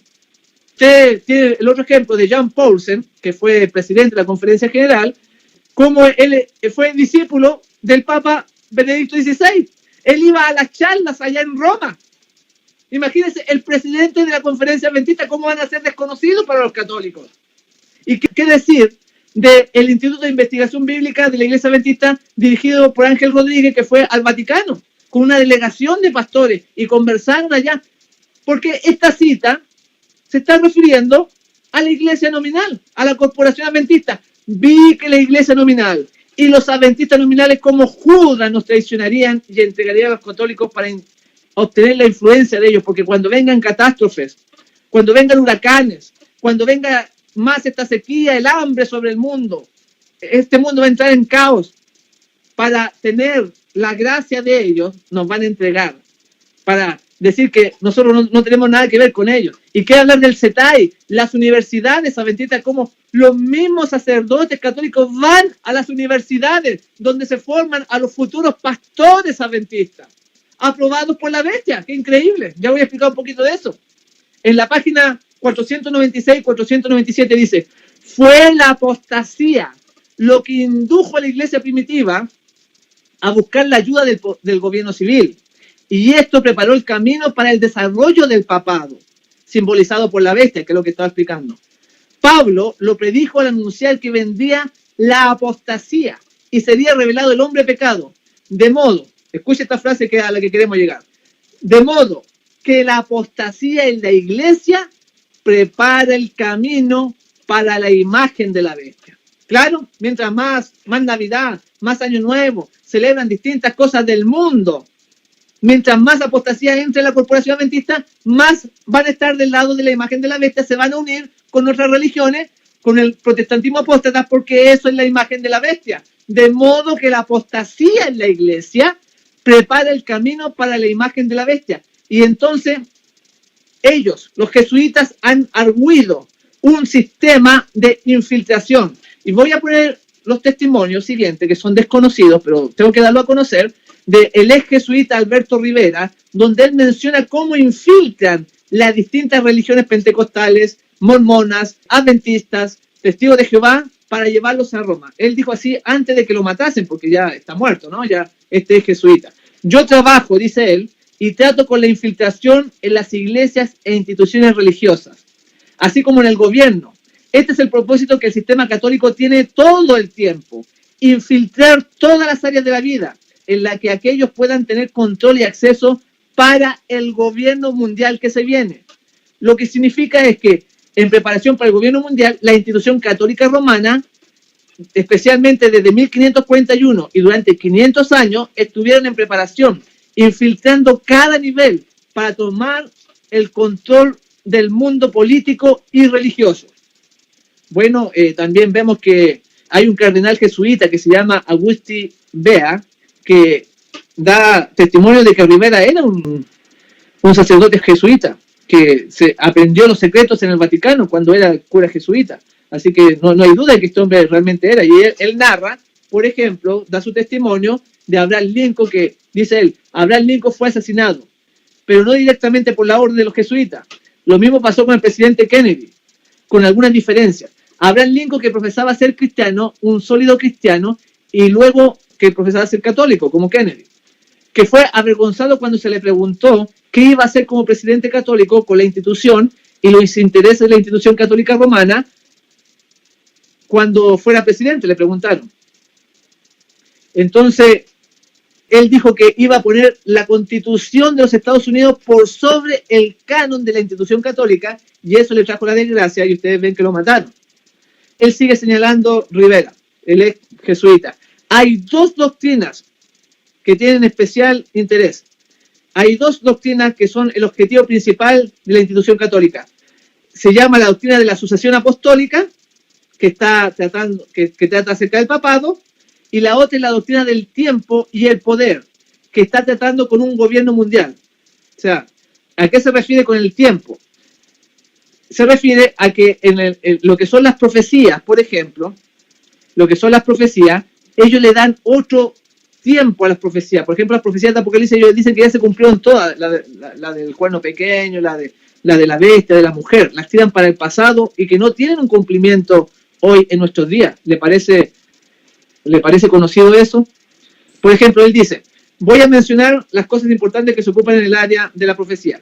Es asignar o tratar toda profecía con el propósito de hacer dos cosas: reescribir algunas profecías que se relacionen con el anticristo, reescribir todo lo que alguien dijo que la profecía era el Papa, no, lo cambian, que eso quiere decir otra cosa, como lo que sucedió con este caso que puse allá en Tacna, que me ocurrió a mí, donde este pastor adventista decía que el 666 no se aplicaba a Vicario Filidei. Todo eso es parte de la influencia jesuita, cambiar las profecías, cambiar el cumplimiento y que no se relacionen con el anticristo, que sea el Papa. En segundo lugar, sigue diciendo, para cubrir cualquier idea de que la institución católica romana no es una iglesia cristiana. O sea, si usted dice que una iglesia cristiana, no. Todo es para reconocerla a ella como un verdadero seguidor de Jesús. El propósito de los jesuitas es llamar a la gente a que estas profecías ya se cumplieron y que no tienen un cumplimiento en nuestros días. Ellos quieren, sigue diciendo Rivera, ellos quieren que no se preocupen por las profecías de hoy. No te preocupes por el anticristo, no te preocupes por un gobierno mundial, no te preocupes por nada de eso. O sea, es lograr ese objetivo. Muchas de estas organizaciones, sigue diciendo, yo entrené para cómo hacerse pasar como bautistas, cómo hacerse pasar por un adventista, cómo hacerse pasar por un metodista, cómo hacerse presbiteriano, como un pentecostal, etc. En toda esa área, él enseñaba a los nuevos miembros de los curas.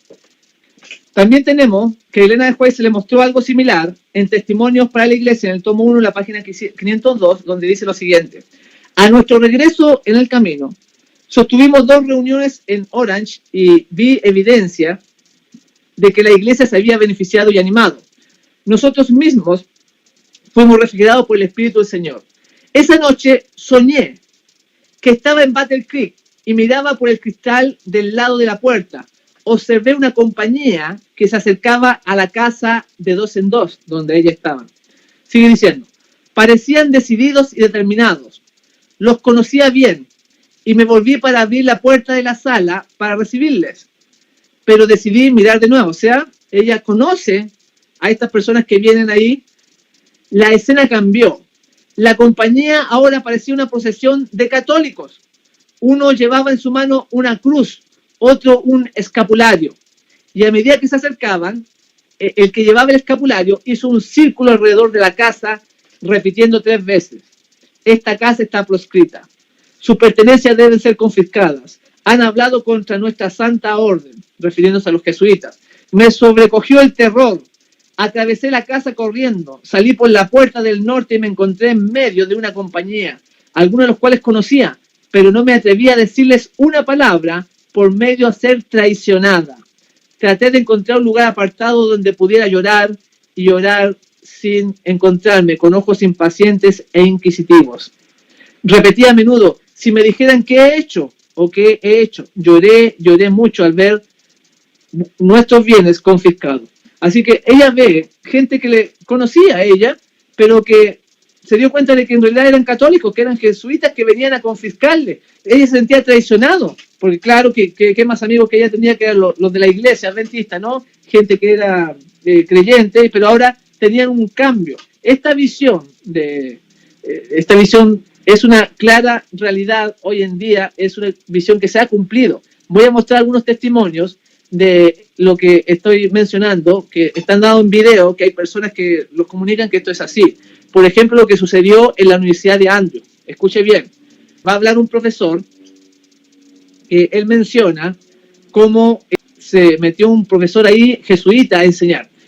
Y aquí dice lo siguiente, textualmente voy a leerle. Esto me lo dijo el doctor Wilkinson, quien es presidente de la universidad allá en los Estados Unidos. Había un nuevo profesor de Biblia empleado por la junta directiva. Este hombre había estado enseñando Biblia a los estudiantes de teología por 5 meses. El doctor Wilkinson siempre había promovido una política de acceso con todos y motivaba la confianza de sus alumnos, especialmente los alumnos de teología. Algunos de estos jóvenes se acercaron a él después de 4 o 5 meses y le dijeron, doctor Wilkinson, usted entiende la Biblia de una manera distinta a la del nuevo profesor de Biblia. Hay algunas cosas suyas que no entendemos. Él vierte dudas en la clase, dudas sobre nuestra posición teológica, sobre nuestra doctrina. Estas no son aclaradas sino dejadas en el aire. Ellos también tenían preguntas las cuales el doctor Wilkinson no pudo responder, pero descartó las quejas sobre este hombre. Siguieron pasando el tiempo y se despertaron sospechas, así que le comenzaron a revisar la correspondencia a este nuevo profesor, hasta que apareció una carta muy especial. La carta estaba sobre su escritorio y le dijo, el doctor Wilkinson le dijo, hay una carta para usted. Y le siguió diciendo, sabemos quién es usted y por qué está aquí. Usted es jesuita, le dijo el doctor Wilkinson. El joven profesor miró al doctor Wilkinson, recogió la carta, se dio vuelta y salió. Esa fue la última vez que se le vio. A este hombre ni siquiera volvió a recoger su pago, se fue de la universidad en esa misma hora. Aquí hay un testimonio de lo que estamos mencionando, de esta infiltración que está para llevar al movimiento adventista a los pies de Roma. Entonces menciona de que este profesor se le descubre su correspondencia, entre la cual hay una carta donde se dan cuenta de que este hombre era jesuita que iba a enseñar. Imagínense a los pastores, a los nuevos pastores en teología que van a dirigir las iglesias. También tenemos el testimonio de Irán Duques, que lo voy a leer textual, también son testimonios que están grabados en video de estas personas que hacen cargo de esto. Dice, cuando estaba trabajando como detective en Washington, dice, él es un adventista, dice que era detective, trabajaba en Washington, durante la Segunda Guerra Mundial, me estaba yendo a la casa en Virginia, desde Washington, D.C., cuando vi 2 estudiantes haciendo señas para que les llevara en el camino. Dije, voy a ayudarlos. Ellos se subieron al auto, al carro, en el asiento de atrás. Después que subieron, les dije, ustedes son de la Universidad de Georgetown, sí, estudiando para sacerdotes, ¿no es cierto? Ellos dijeron, bueno, estamos estudiando estudios para trabajar con las iglesias protestantes y hacerlos que hagan lo que sabemos que la iglesia quiere que hagan, y trabajar con ellos, y que ellos trabajen con nosotros. Y le preguntó el detective, y dije, ¿cuántos de ustedes están tomando el curso? Dijeron como unos 780. Le pregunté cuántos se graduaron el año pasado y cuántos se graduarán el año anterior y cuántos se graduaron el año anterior y el anterior, etcétera. Y sacando la cuenta, se habían graduado como 3.800 en esa especialidad, o sea, de infiltrar a las iglesias. Luego les pregunté también que cuántos se iban a graduar el año próximo y me dijeron que alrededor de 900. Les dije que ¿qué hacen cuando se gradúan? Dijeron, lo primero que hacemos es cambiarnos de nombre y después somos asignados tantos para una iglesia, tantos para aquella y para la otra. Y cuando están en la iglesia, ¿qué hacen? Lo primero que hacemos es buscarnos una chica bonita. Nos hacemos miembros de esa iglesia, o sea, se bautizan y nos casamos con esa muchacha. Después estudiamos en sus seminarios protestantes teología y nos graduamos como ministros protestantes. Tal como aprendimos en nuestro curso, escalamos a los puestos importantes de esa iglesia tan pronto como podemos. ¿Y todos ustedes trabajan en el mismo campo?, preguntó. Respuesta, no, sino que trabajamos para que las iglesias se unan, para que haga lo que la iglesia católica quiere que hagan. Me di cuenta que eran jesuitas, dice el detective, y que no solo se infiltran en las iglesias protestantes, sino que también se infiltran en sus seminarios. ¡Qué tremendo! Así que ustedes pueden sacar sus conclusiones. Ya esto viene de años, de décadas, y los resultados que estamos viendo, la ordenación de la mujer, acercamientos con Roma, dándole medallones, regalos, en las revistas adventistas anunciando al Papa como un gran hombre, mostrando a los principales como Billy Graham, como grandes hombres del Evangelio, cuando sabemos que esas religiones son la imagen, sabemos que el catolicismo es la bestia. El mensaje selecto, tomo 1, la página 142 dice, tenemos mucho más que temer de enemigos internos que de externos. Esa es una gran verdad. Los impedimentos para el vigor y el éxito provienen mucho más de la iglesia misma que del mundo, de afuera. Tenemos mucho más peligro, que los enemigos están adentro, mi hermano. Porque la gente no sabe lo que es la iglesia, no sabe lo que se fundó con Elena de White, con Jaime White, lo que es la verdadera iglesia adventista del séptimo día. Una iglesia que no tiene mancha ni arruga, y que la iglesia son las personas, no son los edificios. Hechos 8:3 dice, y Saulo asolaba la iglesia y entrando casa por casa arrastraba a hombres y mujeres y los entregaba en la cárcel. Porque la iglesia no son los edificios, no es el templo, mi hermano. Voy a leerle una cita acá donde dice, Dios tiene una iglesia. Esto está en Alza tus ojos, página 313, para que usted vea cuál es la verdadera iglesia adventista del séptimo día. No la que se une con Roma, no la que hace pactos de no agresión, no la que está en el ecumenismo. Dice, Dios tiene una iglesia.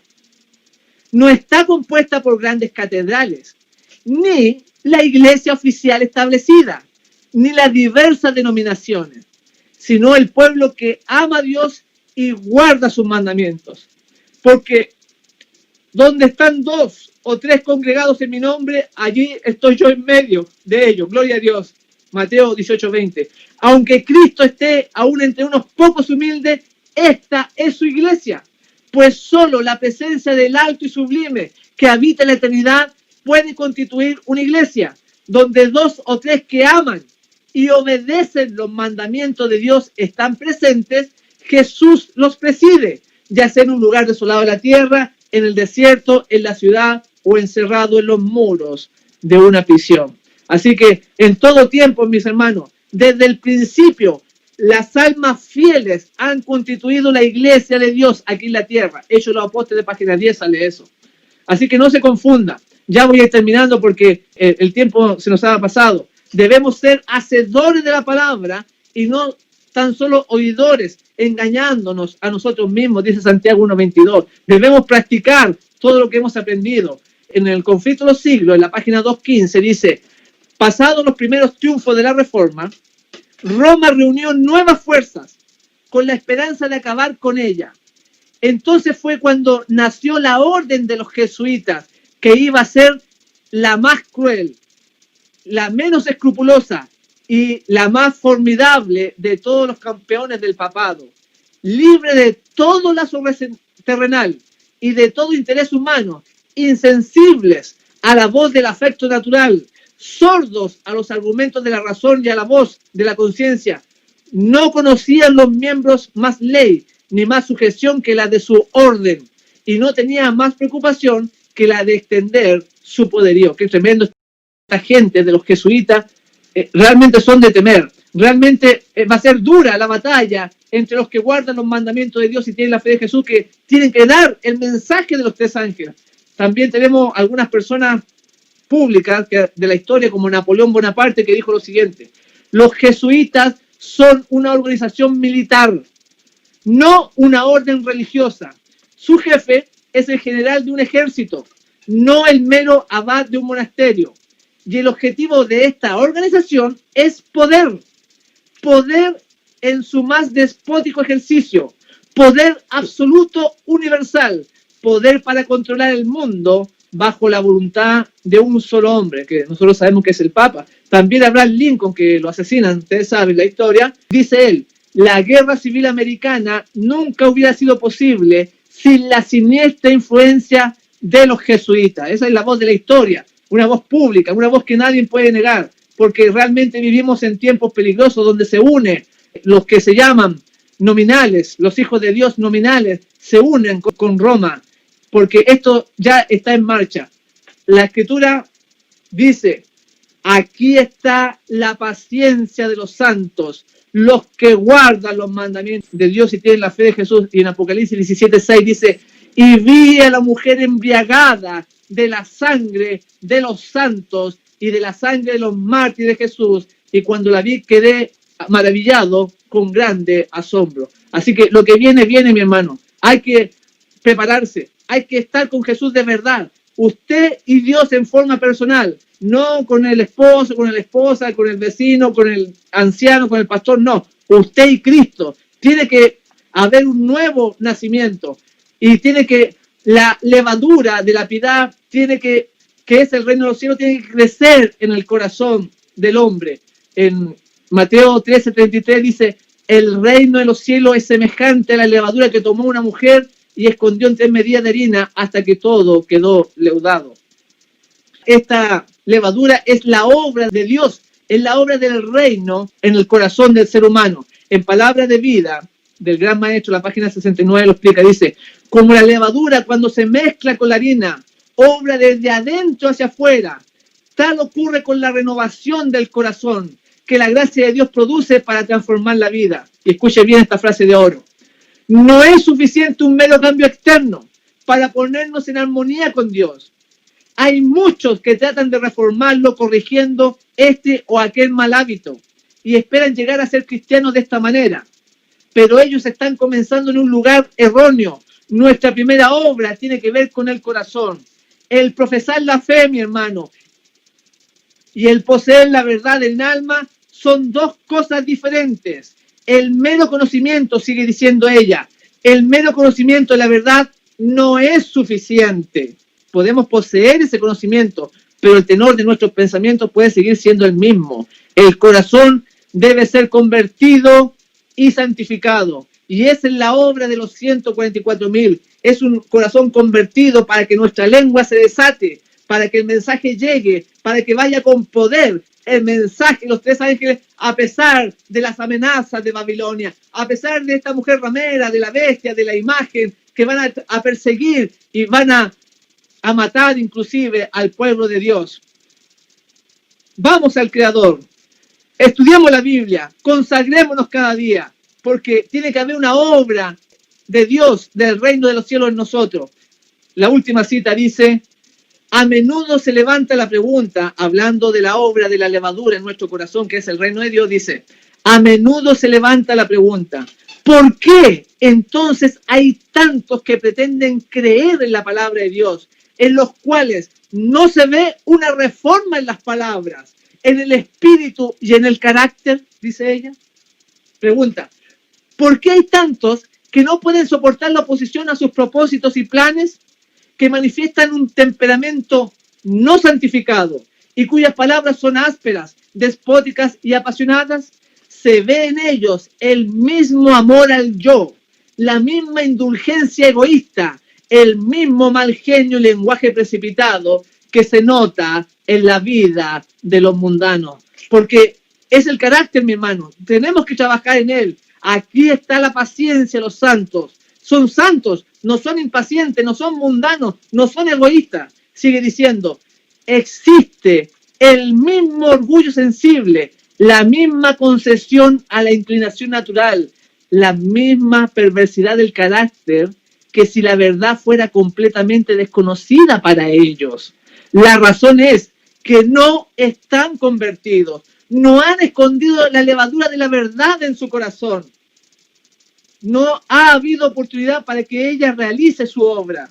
Sus tendencias naturales y cultivadas a hacer lo malo no han sido sometidas a su poder transformador. Sus vidas revelan la ausencia de la gracia de Cristo, una falta de fe en su poder para transformar el carácter. Y esa es la clave, porque al no tener fe, al no tener el carácter, nos lleva a la apostasía, y la apostasía termina en el papado, termina la apostasía en ser la imagen de la bestia. Así que, mis hermanos, pidámosle a Dios ayuda, pidámosle a Dios cambio de corazón, nazcamos de nuevo pidiéndoselo al Señor y Él lo va a conceder, porque dice acá que no se ha escondido la levadura de la verdad en el corazón, no ha habido oportunidad para que realice su obra. Son las mismas tendencias naturales del mundano, las tienen todavía, aunque tienen el conocimiento de la verdad. Bueno, cada uno tiene que hacer una obra en el corazón. Ojalá que estas palabras puedan ser escritas con letras de oro en cada uno de nosotros, la preparación que debemos tener, porque Dios no va a tener uno, ni dos, va a tener un pueblo que va a tener la paciencia de los santos y que guardan los mandamientos de Dios y tienen la fe de Jesús. Gloria a Dios por eso. Ojalá que tú y yo seamos parte de este pueblo especial, porque no hay nada oculto que no salga a la luz. Dios quiere que el mensaje de los 3 ángeles sean dados. Estoy agradecido de Dios por haber compartido con ustedes nuevamente y me despido, y que el Señor Jesús les bendiga ricamente. Gracias, Pastor Marco Pozo. Estoy eternamente agradecida por estarnos ayudándonos. En todo lo que, pues, es de pensar muchísimo. Yo le hablo a mi esposo, le digo, wow, mira, oye, escucha. Estamos escuchando y estamos, como dice usted, en los tiempos finales, Pastor. Yo creo que Dios nos ayude. Eso es lo único que digo, Señor, Padre Santo, usted está predicando, Pastor, digo, Señor, ayúdanos, ayúdame.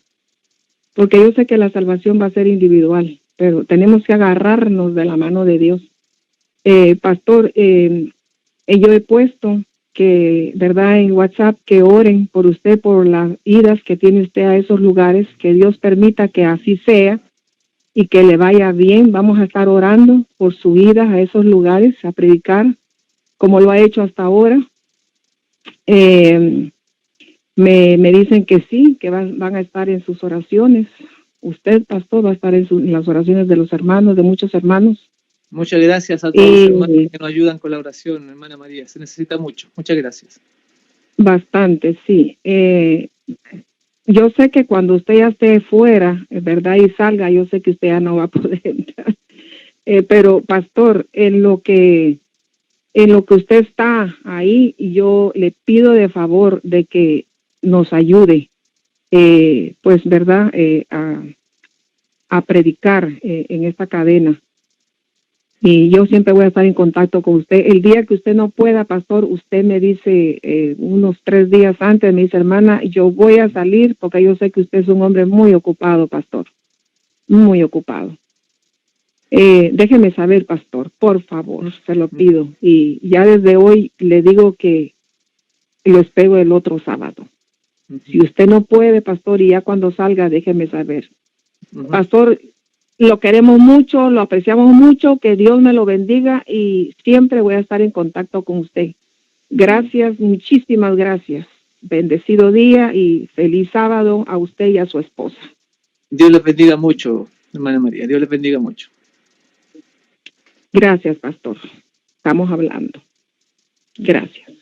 Si usted desea, puede solicitar este u otro material gratis al correo de email marcopozocl@yahoo.com o a fenaccionministerio@yahoo.com y gustosamente le enviaremos el material solicitado. Que Dios le bendiga.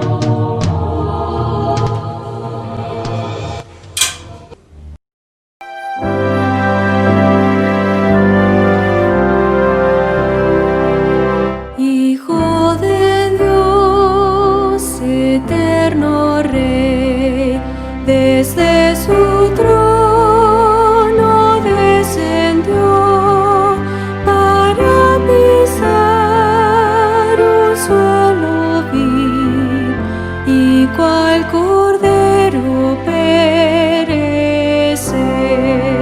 Oh Salvador, mi Salvador, Cordero Santo de mi Dios, quien me lavó de mi maldad, es el Cordero mi Señor.